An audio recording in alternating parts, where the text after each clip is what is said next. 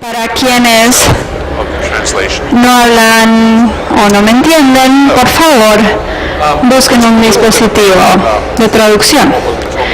Bien, vamos a tratar el tema de Impact Sourcing. Lo voy a hablar en detalle. Y Impact Sourcing es utilizar grupos en desventaja para hacer servicios de proceso de negocio, de outsourcing de negocio.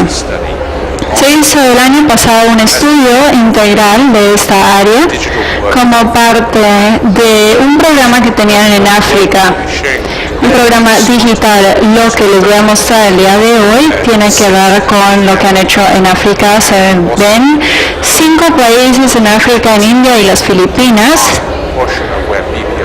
en donde se hace gran parte de los servicios BPO.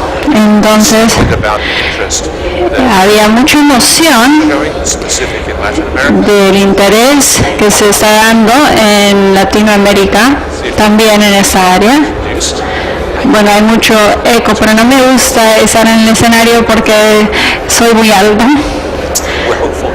Pero esperamos de que lo que hemos aprendido pueda ser útil y aplicable a Latinoamérica. Mi nombre es Peter Benner-Sander, soy el CEO de Everest Group, nací en Río de Janeiro, soy carioca, pero ya no hablo portugués, me fui muy joven, a los 9 años. Mis padres trabajaban para una ONG en la zona de la Amazonía y trabajamos con un grupo indígena. Entonces tengo realmente una pasión en este tema. Everest Group es boutique, una empresa boutique. Nos enfocamos en servicios globales. Tenemos oficina en Dallas, New York, Toronto, Dallas, India y Londres. Tenemos una geografía bastante extensa, tenemos una práctica de investigación, tenemos a 90 personas trabajando en esta práctica. Creemos que es una de las firmas más grandes enfocadas en servicios, más que Gartner o IDC. La mitad lo que hacemos tiene que ver con investigación y la otra mitad es un grupo de consultoría que agrega al área de servicios. ¿Conocen el Rockefeller Foundation? ¿La Fundación Rockefeller? Bien. Voy a darles unos datos del Rockefeller Foundation. Es una de las organizaciones filantrópicas más grandes del mundo, tienen mucha influencia, están bien posicionados, trabajan con el Banco Mundial, la UNESCO y otras organizaciones. Su enfoque tiene que ver con ayudar al desarrollo de distintos pueblos y naciones alrededor del mundo. Voy a pasar de quién soy yo, la firma y Rockefeller. What is impact sourcing?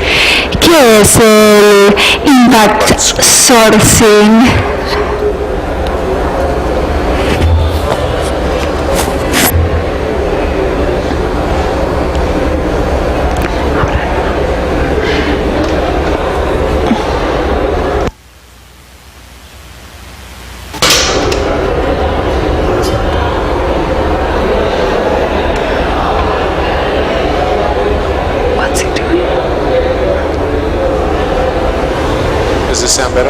¿Ya mejor?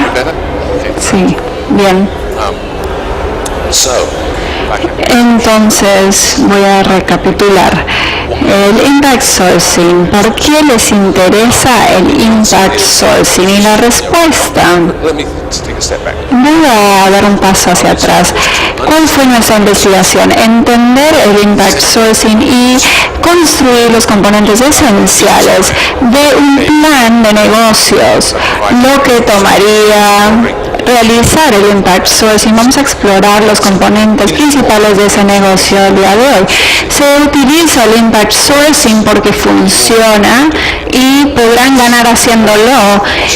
Podría ser igual el costo de utilizar trabajadores de impact sourcing que trabajadores tradicionales de BPO. Háganlo porque podrán ganar haciéndolo. ¿Quiénes son los trabajadores de impacto? Hay tres tipos. Hay quienes tienen desventaja económica, quienes viven en áreas rurales, las favelas o lugares muy pobres que no tienen buen acceso, y otros que tienen desventajas sociales. Podrían ser grupos minoritarios o grupos a los que se han discriminado. Vamos a hablar más sobre los afrocolombianos durante el día, y es un buen ejemplo de una desventaja social. Y otros que tienen una desventaja física, han nacido así, han sufrido algún problema físico y no pueden participar de la mano de obra tradicional. Son los tres grupos que consideramos los trabajadores de impacto. Otra cosa que hay que entender es que no es una idea nueva. Es una estructura bien establecida y vamos a hablar más sobre cómo lo hemos utilizado, funciona en una población muy amplia. Vamos a pensar en la población. Hay 2 millones de personas participando de la industria BPO alrededor del mundo. Es un buen tamaño. 20% de ellos son personal de impacto o en desventaja. 240,000 personas que ya lograron obtener trabajo en el área de servicios BPO a través del impact sourcing. Nos sorprendió cuando lo miramos inicialmente. No teníamos ni idea que había una comunidad tan grande que estuvieran involucrados a través del impact sourcing. Diría que el 60% entran accidentalmente. Los proveedores BPO no querían intencionalmente proveerles la oportunidad de empleo a los de impact sourcing o los de desventaja. Funcionó de manera accidental porque pasaron de ciudades más grandes en India y África y Filipinas, y luego pasaron a ciudades más rurales, más pequeñas, y ahí fueron un atractivo para las comunidades en desventaja. 2 millones de personas en BPO, 240,000 ya participan laboralmente en el impact sourcing. Y nuestro estudio se enfoca, como dijimos, en 6 países en África: Nigeria, Ghana, Marruecos y otros como también la India y las Filipinas. Y lo que hemos visto es que casi 50% de los funcionarios de impact sourcing están en India, y fue algo accidental, ya que los proveedores en India pasaron de las ciudades grandes a las más pequeñas e iniciaron a absorber esos grupos en desventaja. África tiene casi 40%, es una proporción bastante grande, pero es una proporción pequeña en los 2 millones de BPO, pero una porción muy grande de quienes participan a través del impact sourcing. Y por la naturaleza de la economía, ha gravitado naturalmente a un modelo de impact sourcing. El impact sourcing en general, el segmento del 12%, está creciendo muchísimo más rápido que el mercado más amplio BPO. En unos años empezaríamos a dar 20 o 30% de impact sourcing en los servicios BPO y un poco más del 10% en las Filipinas. Es un destino importante para el BPO, y también ha iniciado a absorber a quienes se encuentran en desventaja. Vamos a hablar sobre el impacto. ¿Quiénes son los actores principales? Vamos a hablar de los compradores, las empresas que consumen los recursos que proveen los servicios BPO. Y aquí tiene que ver con quién es quién. Los compradores grandes como Microsoft y otras firmas grandes, y lo ven desde dos perspectivas. Algunos han utilizado el impact sourcing porque lo hicieron accidentalmente a través de la BPO, y otros tienen directrices de responsabilidad social y están utilizando el impact sourcing para lograr las metas que tienen. Y hay empresas que tienen más y más interés en esa área. También tenemos los BPOs tradicionales, y vamos a hablar sobre cómo accidentalmente se encontraron dentro de este negocio, y una vez que iniciaron les ha gustado, vieron que los costos son iguales o menores a la mano de obra tradicional, y todos sabemos que si uno quiere ganar dinero, empieza a ganarlo, puede hacer más. Entonces, lo interesante del asunto es que como compradores, los compradores lo han visto desde la perspectiva de responsabilidad corporativa, y también subcontrataron organizaciones especializadas que se enfocan en una perspectiva filantrópica para ofrecerle trabajo a esos grupos en desventaja, y estas empresas también crecen, le proveen trabajo directamente a las empresas compradoras y subcontratan a las BPOs tradicionales. Y es interesante que hacen dinero haciéndolo.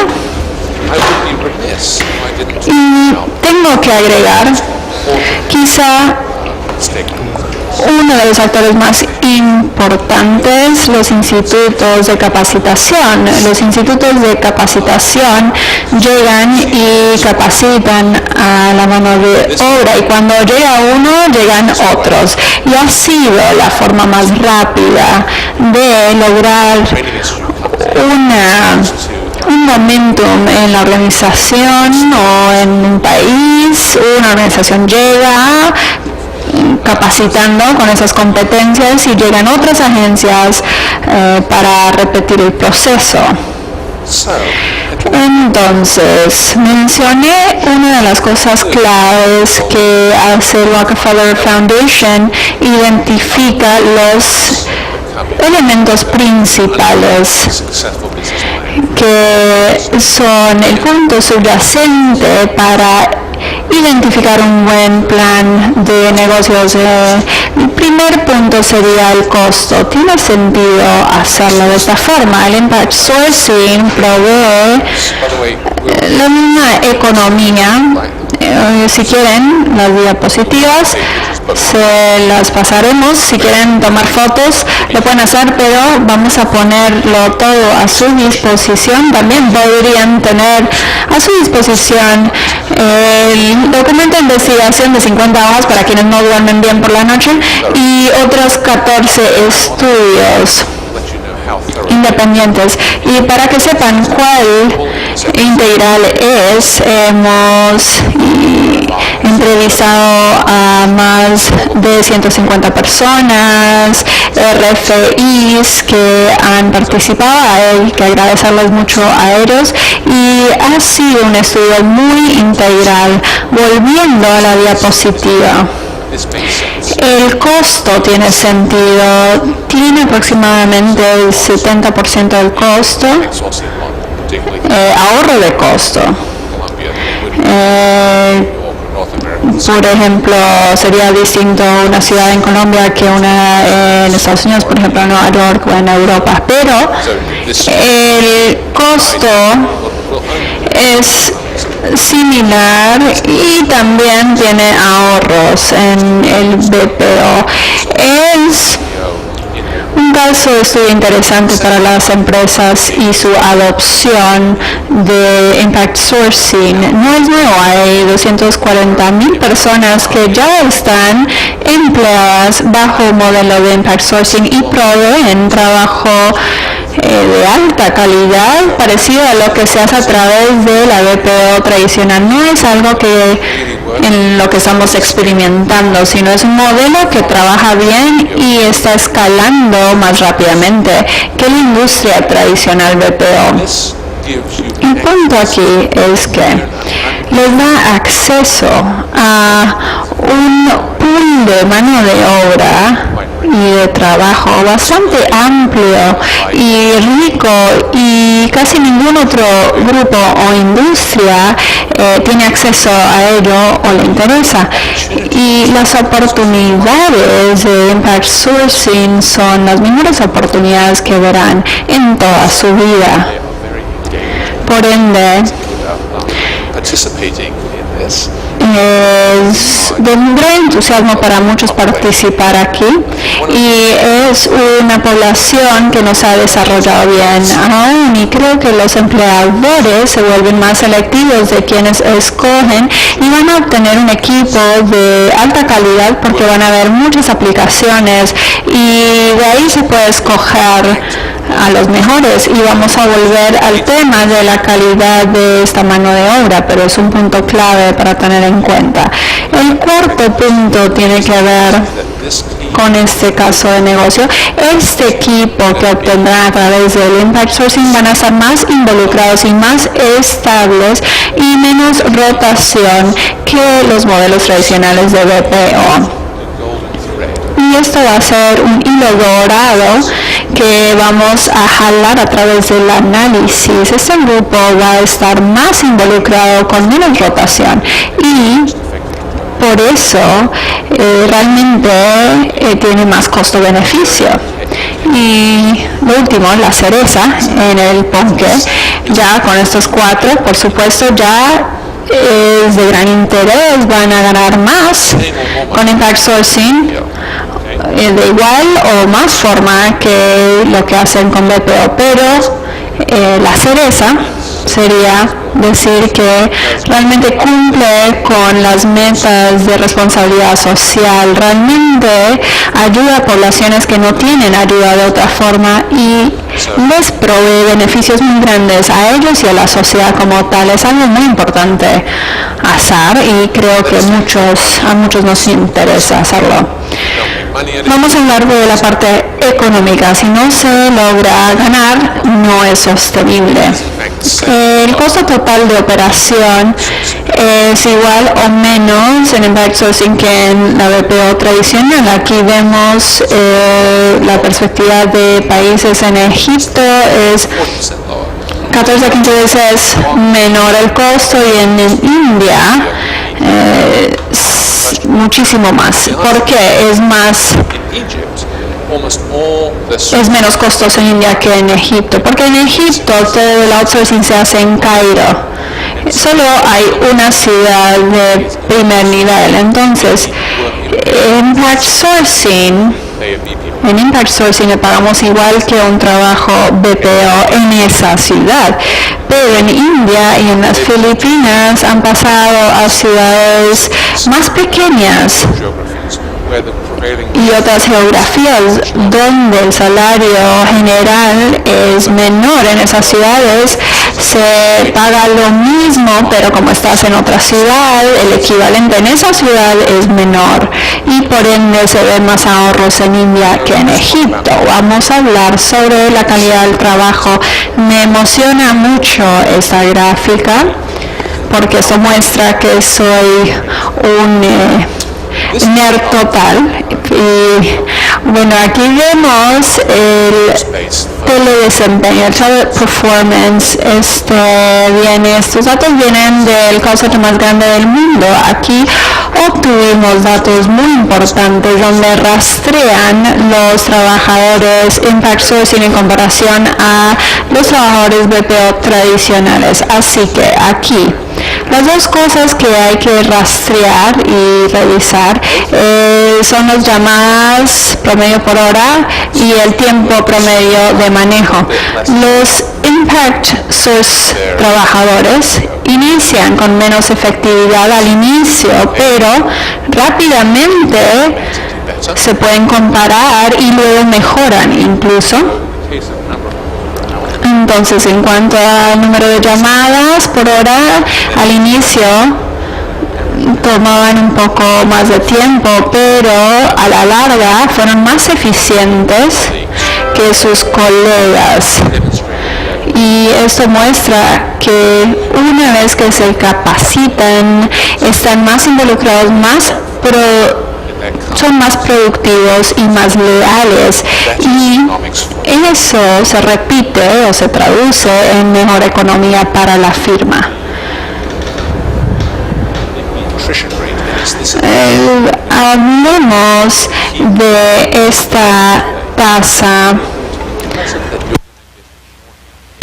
Van a ver una mano de obra más involucrada en este grupo que en un grupo tradicional. Nuevamente lo miramos por país, y aquí en India vemos la tasa de deserción o abandono.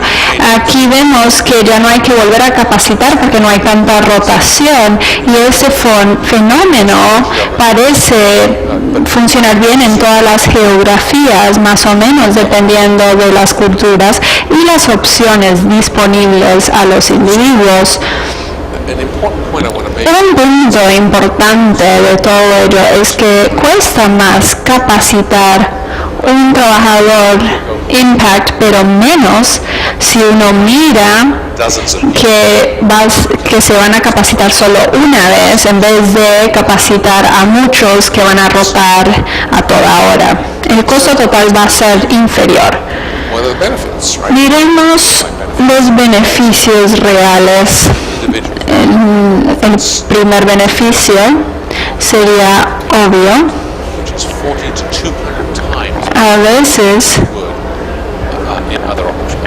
reciben un salario de 100 veces o 200 veces más de lo que ganarían con otras formas de trabajo que podrían acceder. También beneficia a su familia porque gastan su dinero en su familia. No solo gastan más para beneficiar a su familia, sino que gastan más en la salud para su familia y capacitación para su familia. Son beneficios residuales y pasan de generación a generación. También tenemos el multiplicador, en donde atraen dinero a la comunidad porque beneficia al grupo y se vuelve multiplicador y se obtiene una sociedad más próspera.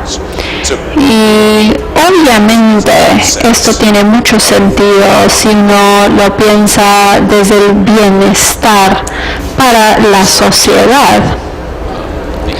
Ahora vamos a hablar sobre la empresa. Digamos, soy la empresa y estoy pensando en la adopción. Yo pensaría, bueno, el impact sourcing redondea una estrategia de BPO bastante bien porque otorga nuevas capacidades, más flexibilidad, porque uno ahora está trabajando con distintos grupos, con distintas características. Hay un portafolio más amplio, también se puede combinar mejor, compaginar mejor el individuo con la necesidad y, como hemos dicho, también da acceso a un pool de mano de obra más eficiente, más leal, más involucrado y funciona al beneficio para el geographic capabilities, so it allows you to enter new countries. By the way, one of the things I failed to mention early is that impact sources, 80% of all impact sourcing is done in the domestic marketplace. And I think this is an important point I'm going to be making here, that when you think about impact sourcing, typically it's a great way to serve.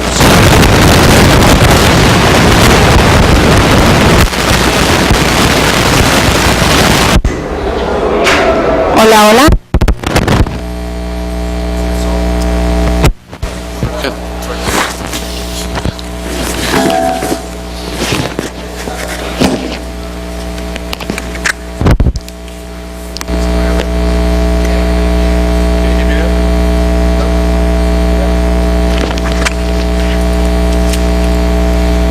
Okay.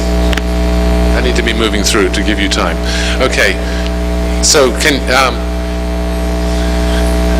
Can I move on?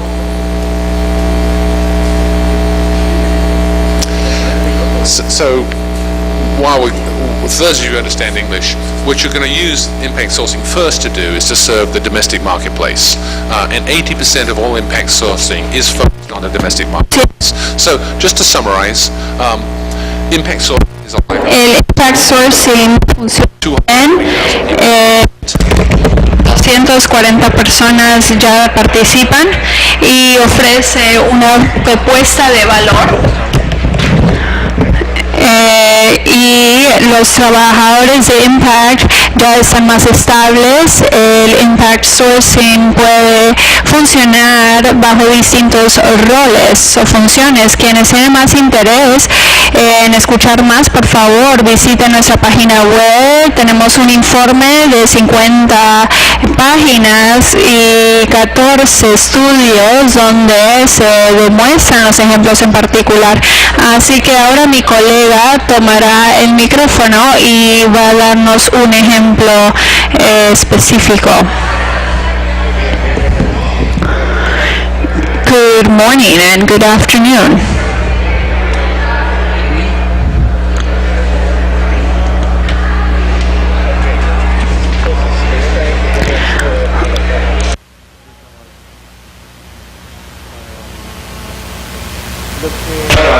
So what Peter has shown us is a very methodological analysis regarding impact sourcing in different countries.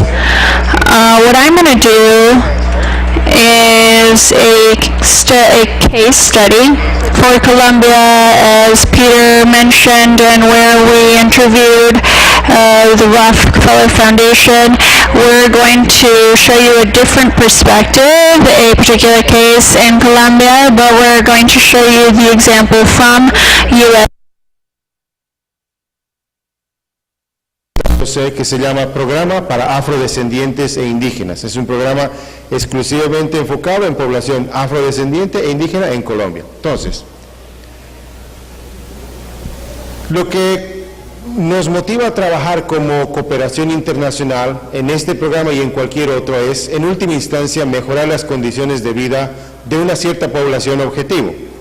Entonces, cuando decimos mejorar las condiciones de vida, en uno de los aspectos centrales que nos enfocamos siempre, sea trabajando con agricultores en el campo o sea trabajando con emprendimientos en las ciudades, es que tengan mejores ingresos. Es un aspecto transversal a las condiciones de vida. Dentro de tener mejores ingresos, el tener empleo es un aspecto fundamental. Entonces, uno de los primeros panoramas que nos encontramos es que si uno tiene unas barreras al ingreso al mercado laboral, normalmente yo, ustedes, cualquiera tiene barreras para el ingreso, ya sea dadas por tu formación, por tu edad o por tu experiencia. Cuando nos enfocamos en población afrodescendiente e indígena en Colombia, vemos que existen 3 barreras adicionales. Una de ellas dada simple y llanamente por la ubicación geográfica. Ahorita nos hacía un parangón Peter de cómo es el mercado laboral en ciudades de primer nivel o first tier cities, como él llamaba, y cómo eso se diferencia en las ciudades de segundo y tercer nivel. Acá sucede lo mismo. Si usted vive en Agua Blanca en Cali, o si vive en Basurto acá en Cartagena, o Kennedy en Bogotá, tiene una barrera adicional, sea por acceso, sea por percepción, para tener acceso al mercado laboral. Pero si a eso le agrega que si usted es afrodescendiente, y peor aún si es mujer, tiene 5 barreras que vencer para tener un trabajo en igualdad de condiciones que cualquiera de sus pares colombianos.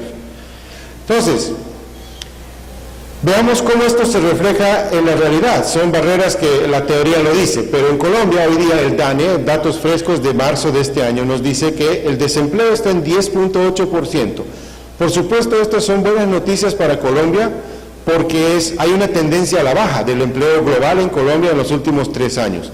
Sin embargo, si desmenuzamos un poquito este dato y nos vamos un poquito más lejos de la media nacional y nos vamos un poquito más lejos de Bogotá, vemos que ya en Cali es un 30% más alto el desempleo. Existe más población afrodescendiente en Cali. Pero si nos vamos al extremo de Quibdó, la capital de Chocó, El desempleo es 50% más alto que la media nacional. Entonces, estamos palpando acá datos reales de esas 3 barreras adicionales que estábamos observando. Si usted analiza las noticias cualquier día en el periódico, dicen cosas como estas, por ejemplo. En promedio, una mujer devenga 20% menos que sus pares en un mercado laboral en igualdad de condiciones de experiencia y de formación. Entonces, la barrera de género está muy presente. Y en las noticias también dicen que las minorías étnicas en Colombia solamente comparten el 8% del mercado laboral nacional. Entonces, estos son datos que nos corroboran ese escenario que nosotros planteamos de paradigma, de modelo.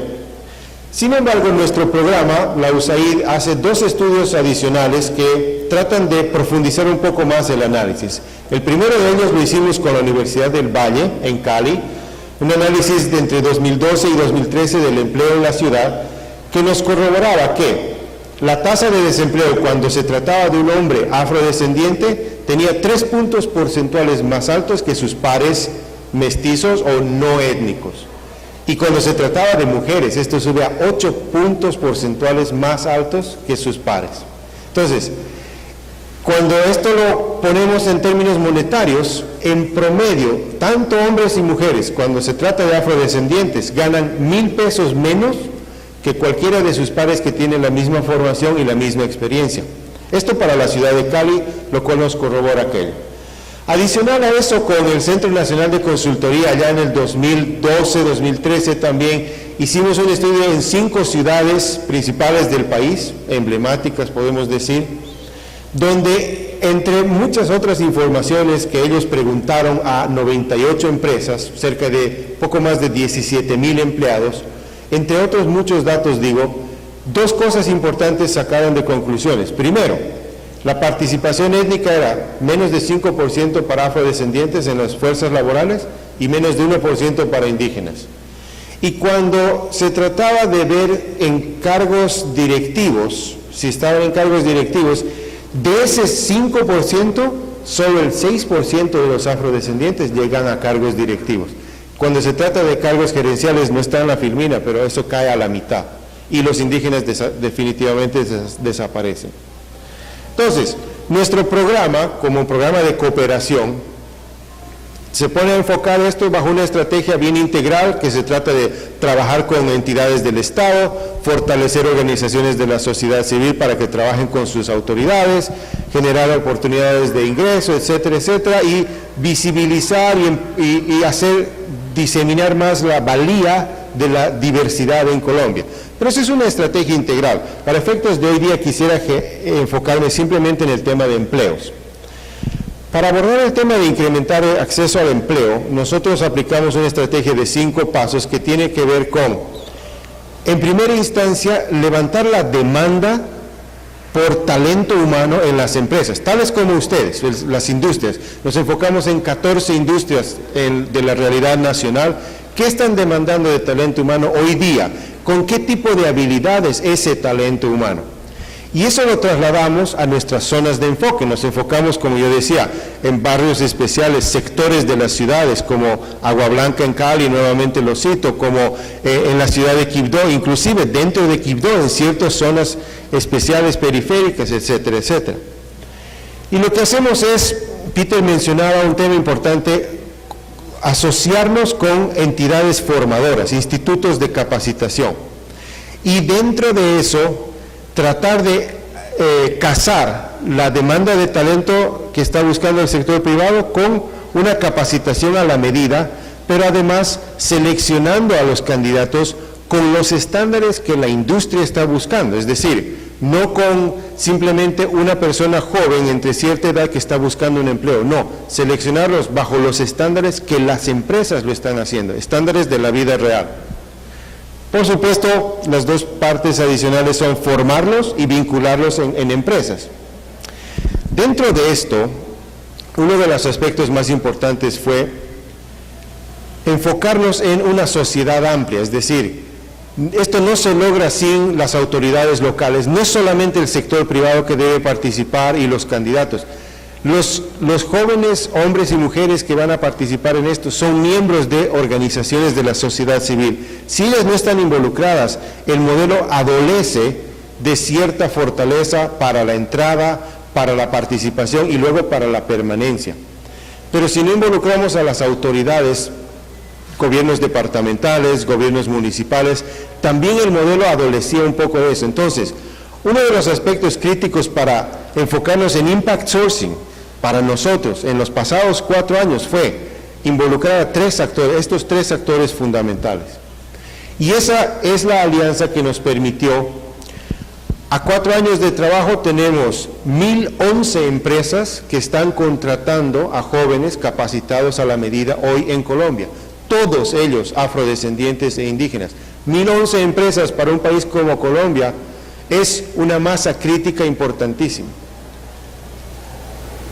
Estas 1,011 empresas están contratando un poco más de 6,000 personas hoy en día y nuestro programa tiene metodologías de monitoreo, seguimiento y apoyo que monitorean esos empleos no solamente el momento de la contratación, sino además 6 meses posteriores para ver grados de satisfacción, algunos de los indicadores que Peter mencionaba en la India, en Egipto, en eso, grados de satisfacción en la empresa, pero también en el candidato que ha sido contratado, para que esa relación, esos vasos comunicantes continúen después y haya posibilidad de movilidad.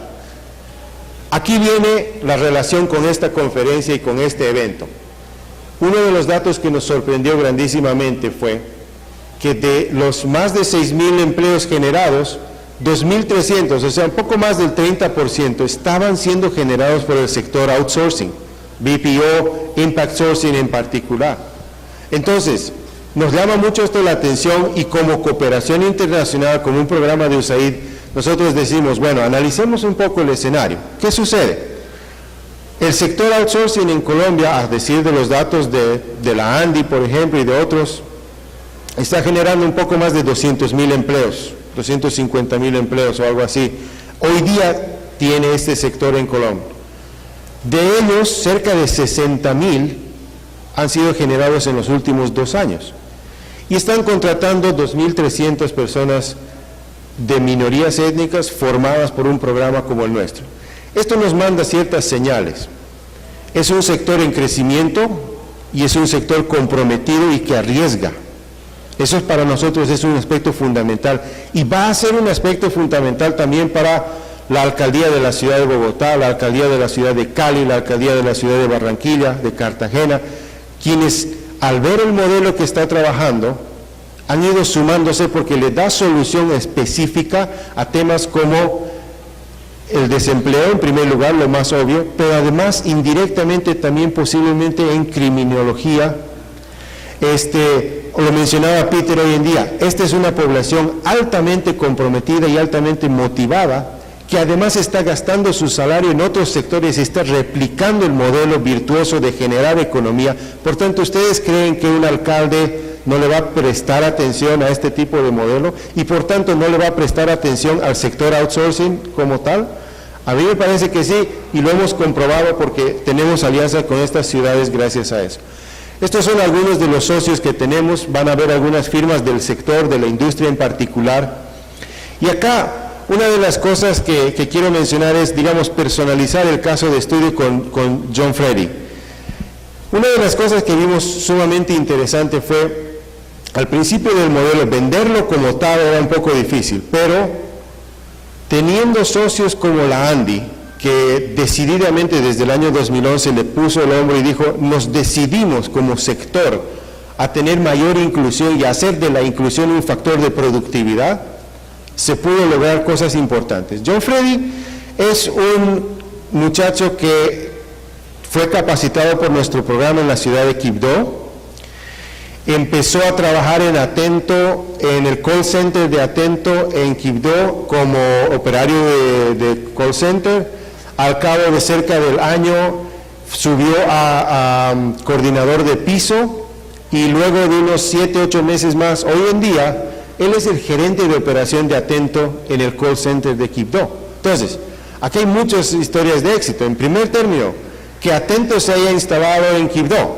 Es una historia de éxito porque quiere decir que ratifica nuestra percepción de que el sector outsourcing sí es arriesgado y va a hacer negocios en zonas donde no son tradicionales, va a hacer negocios en formas que no son tradicionales y le apuesta al negocio, además con un compromiso adicional que es la inclusión. Pero además es un sector que está contratando, ya vimos los números, es un sector que está creciendo, es un sector que permite movilidad interna para los candidatos que nosotros formamos. Entonces, por todas esas señales, el sector outsourcing, impact sourcing en particular, como los casos que son de India, de Egipto y de otros países, en Colombia también es muy interesante para la cooperación internacional. Ahí tenemos, por ejemplo, la alianza con la Agencia de Inversiones de Chocó, la API, que está funcionando para generar mayores modelos de estos en el departamento y en la zona. Y eso es uno de los principales factores que nos ha ayudado, por ejemplo, a tener atento ahí, por ejemplo, a tener otras inversiones que están en marcha para el sector. Estas son algunas de las fotos de los muchachos que estamos formando, las diferentes bandas de graduaciones que tenemos, y no sé si tendrían preguntas ahora conjuntas para Peter y para mí.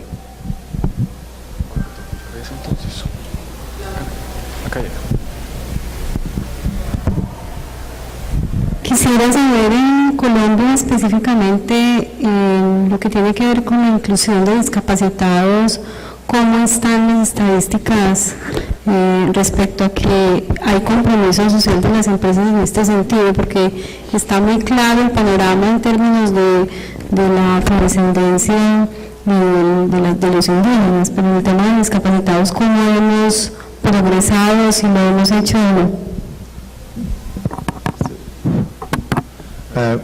¿Este sirve? Sí. Ok, gracias.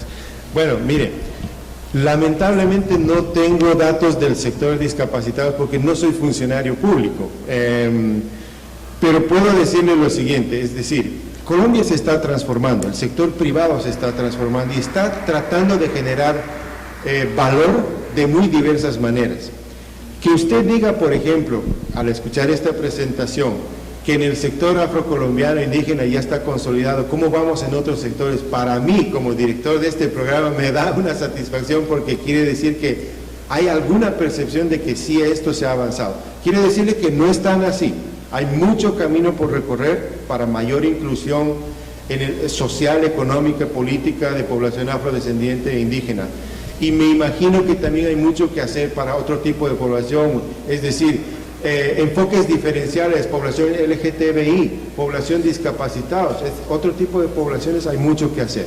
El mensaje importante es, si bien no tengo datos lamentablemente, el mensaje es que se está transformando el país y el sector privado, a decir de lo que está haciendo las 1.500 empresas de la ANDI, a decir de lo que está haciendo el sector outsourcing, realmente está abrazando tecnologías, formas de negocio nuevas, quieren insertarse en el mercado de una manera muy decidida.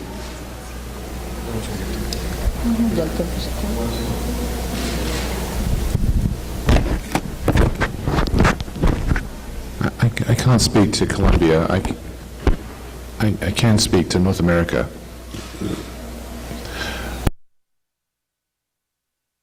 Si es que,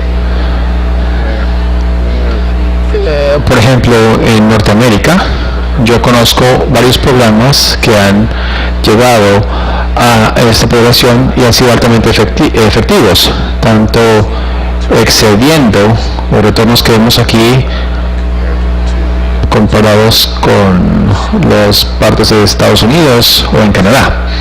Así es que creo que si la capacitación se puede ofrecer, pues los negocios van a seguir, ¿no? Y ciertamente se puede mejorar también.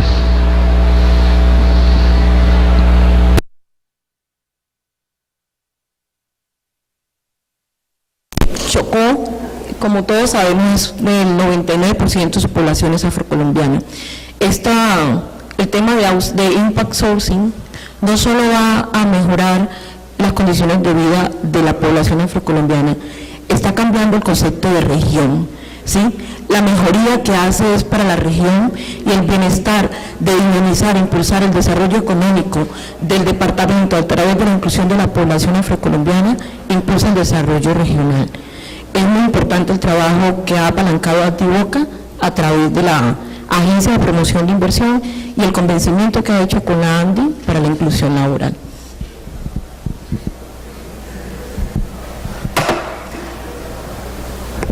Yo quisiera también hacer un comentario de pronto a los empresarios que están aquí, y es que he tenido la oportunidad de trabajar con Activoca en este programa, y lo que me ha llamado la atención es que uno no emplea a la persona en condición de su género o de su raza. O sea, no es porque tú seas de esto, tú vas a trabajar conmigo, sino porque reconozco tus capacidades, defino el perfil de manera técnica, de competencias, basado en competencias, hago una difusión amplia de la oportunidad para que muchas personas accedan a ella, y a partir de ese proceso yo te empleo sin estereotipos. Entonces es una cosa muy interesante porque no es una discriminación tampoco positiva, eso hay que entenderlo, no porque tú seas de este color o tú tengas una discapacidad o cualquier cosa te contrato, no, porque tú tienes las capacidades y yo veo a través de mi estigmatización. Entonces yo sí quiero felicitar el trabajo de Activoca este año, que ayer además recibió un reconocimiento en el Congreso de la República. Felicitaciones por ese trabajo incluyente y de paz, porque esto es hacer paz verdaderamente en las regiones de Colombia. Muchas felicitaciones.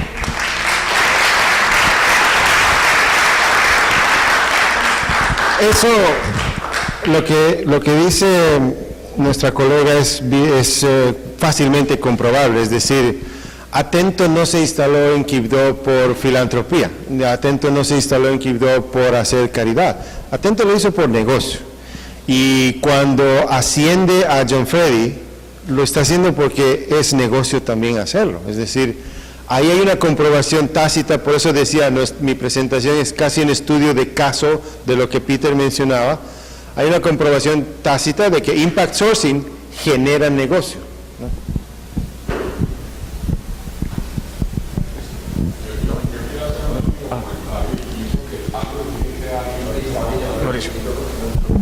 Yo quiero hacer un último comentario, y es bien importante. Cuando uno trabaja con prejuicio, pierde con juicio. Y es bien importante entender que la oportunidad que se le da a alguien le va a marcar su vida y su destino. Hay otro proyecto que Santiago sabe y lo hemos hablado, en una ciudad que uno muchas veces dice, ¿por qué allá? Montería. Y en Montería trabajamos sobre un proceso que básicamente trabajaba para jóvenes víctimas de violencia. 54 años de violencia en este país, yo creo que representan algo muy interesante para todos y cada uno de nosotros. Y siguiendo con el comentario que tú hacías, que me parece bastante importante, uno no entra en el negocio de Impact Sourcing para atender al pobrecito, o al discapacitado, o al incapacitado, o al incapaz. Uno entra a darle la oportunidad que nunca nadie le dio a alguien. Y como empresario, eso es lo primero que hay que pensar. Son personas que tienen que cumplir con lo que tienen que cumplir. Ese muchacho que tú muestras en la foto, allá llegó porque hace las cosas como tienen que ser. No por su color, no por su raza, no por su género, y tampoco por su discapacidad. Y termino con otra reflexión alrededor del mundo de las personas en condición de discapacidad. Los primeros discapacitados somos los que estamos capacitados. Tuve una oportunidad en una entidad que se trabajaba con personas en condición de discapacidad y nos quebramos literalmente por la carencia de respaldo de las organizaciones. Porque cuando íbamos a presentar a alguien que tenía el potencial para hacerlo, lo primero que nos decían es, hay que pagar por esa persona. Muchas gracias.